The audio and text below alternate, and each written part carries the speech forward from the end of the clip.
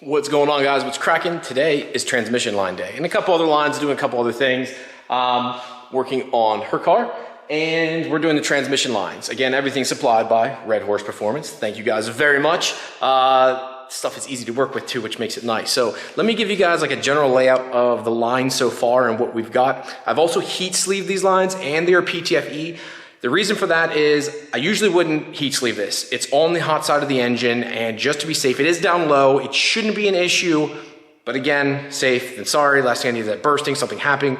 So this is what I got so far. I've already mounted the two on the transmission, but I wanted to show you guys how I ran it and how I go about then cutting it. This is the part with the lines that suck. You gotta go back, forth, mount it all up, see how it looks, maneuver around, see it, especially when we're doing custom stuff. So let me show you guys. All right, guys, so we've got our lines here. You can see the nice heat sleeve. This is also all supplied by RedHorse too. They make everything, it's insane. But you can see here, I have a silver Sharpie marking there and one there. So the lines I got pretty close, but I need to take a little bit more off, as I've got a 90 degree for this one here. That's where that line is going. And then I've got this straight fitting here. So, man, this thing does not want to focus at all today. I guess it's so dark here, it just does not want to focus. We got the straight fitting, then we got the 90 degree fitting up there. This short one here goes to the straight fitting, and the long one goes to the 90. I need to take a little bit more off to get it to fit. Now what I did is I ran it in between, this is your hook for getting towed. So I ran in between there and the core support. Then there was a 10 millimeter here that I could use. And then I ran it in between the AC lines and the sway bar. Now, here's where it kind of stinks. No matter what, it's going to slightly rub. I didn't want it to rub on the aluminum lines, but I'm okay with the sway bar. Yes, it's going to move some, but this has 3 layers of protection. It has the fire sleeve, then it has the black sleeve that goes over the PTFE, then it has a metal woven band inside of that, then you have the plastic liner for when the fuel goes, and then the fuel itself. So there's 4 layers of protection there. That should be enough. I'll keep an eye on this, but this stuff here, this fire sleeve stuff, is really, really durable, so it should be good. But I ran it in between there. And then I made this little bracket, if you guys can see here, again with some clamps. These clamps also supplied by RedHorse, to hold it closer to the block there, as I wanted to go underneath this mount. I saw some guys go around the mount. I wanted to go behind it, as it gives a little bit cleaner look, and again, keeps it away from any downpipes, or keeps it away from any dump tubes for your wastegates. And sorry guys for all the chiming. I should put the lift up a little bit higher, but I wanted to try and do this all in one shot. Then we've got a straight fitting here in the back, and then we've got this 45, and that's where it comes back. And then I used a bolt here. I had to drill out one of their clamps to get this fit a little bit better. And again, you can see the transmission mount there. So that's how it's coming back, routing down, and then coming back to the trans itself. Now I've got to take this all back off so I can put on these fittings here. So I can put on those fittings. I'm gonna cut it here while it's hanging, and I could probably attempt to do it on here, but I'd rather not, because if it pushes off, I'm gonna have a bad day. So I'm not gonna take that chance. I'm gonna take it off and do it that way. So what I'm gonna do here, guys, take my cutters. Again, RedHorse supplied these, and grab it like so, and make sure I'm lined up as best as possible. There we go, and doink. And we got one more to do. And make sure again. And there you go. Next up is to take the lines off now and cut them down the sides. All right, guys, so now I'm finished up here. So let's take a look. If we look back here, you can see where it starts there. And I had, again, drilled out that bolt. I have it running here, down back behind the motor mount.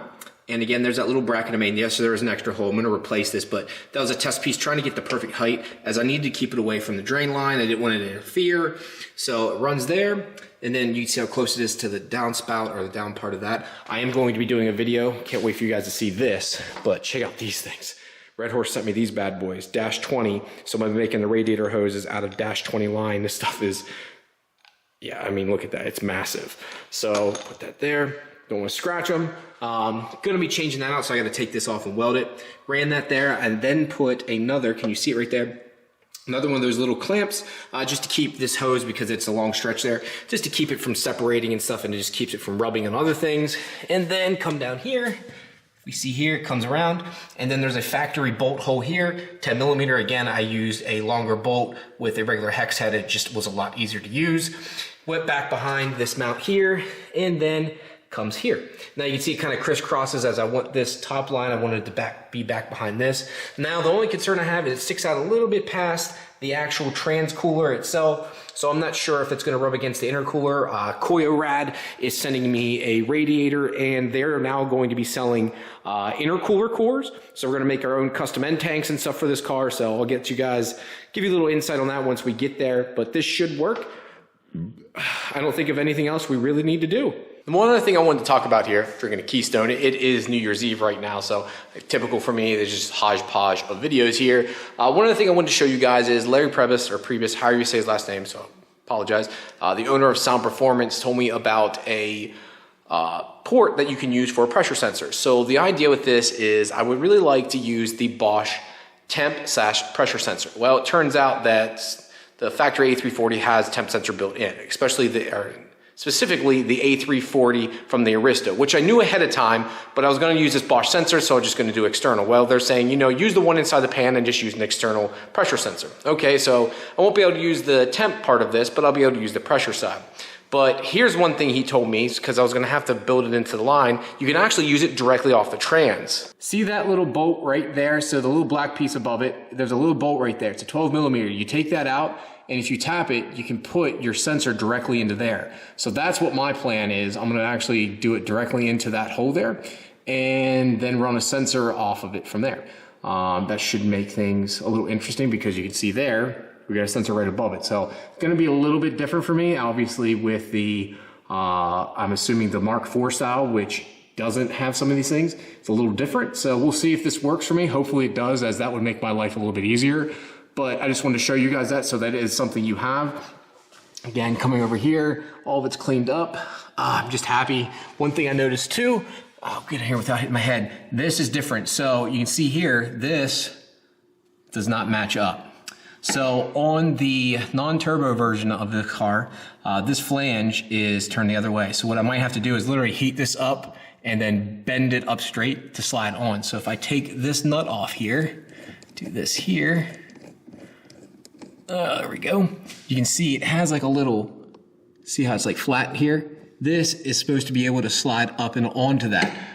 If I come over here, thankfully I still have her original engine. You can see hers is perpendicular versus flat. So there's the difference in it and itself. You can see there where it was bolted on before. So that's where I'm like, oh crap. So I'm gonna have to put some serious heat in that sumbitch and then bend it up. So I'll have to get like a acetylene torch and really heat that up and then hope for the best. Hopefully it bends up nicely and hopefully it'll still shift properly. I just wanna make sure that it works. If not, I can always pull the arm off that. So we'll see what I have to do here. And again, I know I was talking there, but I just wanted, while I've got it back up in the lift here, go ahead and show you. Here's how I have the front done. So there's how it's ran. And yes, it is tight in here. You can feel how stiff this is too. And yes, it is a very tight spot here. If you guys can see this is a very, very tight spot. And again, I really like how this clamp is here. Comes through here. Now again, I was trying to stay away from the aluminum lines as much as possible. I did put a clamp here too to keep it from moving.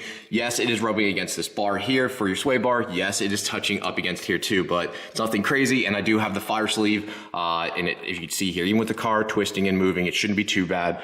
I'm trying to do my best here. Obviously, I don't like it touching anywhere it can. I tried everything I could. I then made that little bracket like I showed you guys with the clamp there going in between. And then we come down here. And you guys can see that there, and then coming in between here, see if I can get it to focus. See, it comes in between that mount, and then we come back here. So that's it. I just want to show you guys that one last time and finish out this video. So guys, again, I've changed outfits again. I look like a homeless man again. Look at this. Boop, boop. Thank you guys very much. I hope this video helps you. I hope you guys can check out these parts. I'll list them down below. RedHorse Performance, Powerhouse Racing. Thank you guys both very much. Wouldn't have this set up without them. Both supplied by them. Very fortunate. Next up, what I'm going to be doing is the seals again. Now that we've got glass in the car. That's right. So I'll show you guys that in the video, and I'll show you also putting in the new seal. So thank you guys very much, and I'll talk to you later. Peace.